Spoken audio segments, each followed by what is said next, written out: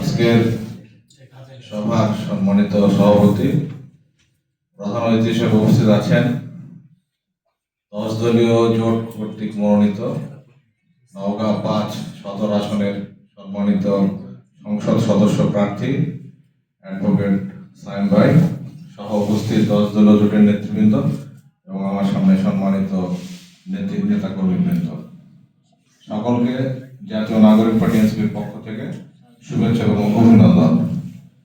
আজকে এই মত বিনিময় সভায় এতটুকুই বলতে চাই যে বিগত 24 সালের 5ই আগস্ট যে ঐতিহাসিক বিপ্লবের মাধ্যমে 17 বছরের জগদ্দল পাথর ফ্যাসিবাদী সরকারের পতন পরবর্তী মানবাধিকার প্রতিষ্ঠার বাংলাদেশ গড়ার জন্য ঐক্যবদ্ধ বাংলাদেশ 10 দলীয় ঐক্য জোট এর মাধ্যমে আগামী নির্বাচনে যদি আমরা প্রত্যেকটা এলাকায় যদি সংসদ সদস্য নির্বাচিত করতে ব্যর্থ হই, পূর্বের ফ্যাসিবাদী দোসররা সক্রিয় এবং যে কোনো ভাবে হোক নতুন নামে নতুন চেহারায় তারা আবার ক্ষমতায় আবির্ভূত হয়ে পূর্বের অবস্থায় দেশকে নিয়ে যাবে।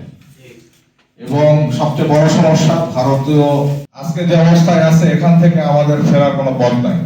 যদি আমরা এই পর্যায়ে ব্যর্থ হই, পূর্বের অবস্থার চেয়ে আরো ভয়াবহ পরিস্থিতির সামনে আমাদেরকে মোকাবেলা করতে হবে। আর এই নির্বাচনে যদি আমরা ঐক্যবদ্ধভাবে বাংলাদেশপন্থী মানুষদেরকে যদি বোঝাতে সক্ষম হই যে আমরা যদি এই নির্বাচনে সিদ্ধান্ত নিতে ভুল করি, আমাদের কিন্তু সামনে অনেক বড় বিপদ আছে, এমনকি আমাদের জাতীয় পরিচয় পর্যন্ত পরিবর্তন হওয়ার মতো সম্ভাবনা আছে। এই অবস্থায় আমাদেরকে ঐক্যবদ্ধভাবে এবং ঐক্যবদ্ধ শুধু না, ইমানি চেতনায় এবং দায়িত্ব সহকারে আমাদেরকে কাজ করে আমাদের স্ব নির্বাচনী এলাকায় যে প্রার্থী 10 দলীয় জোট থেকে মনোনীত হয়েছেন তার পক্ষে অবস্থান নিয়ে কাজ করে সততার সাথে শ্রম দিয়ে আমাদেরকে বিজয়ী করতে হবে।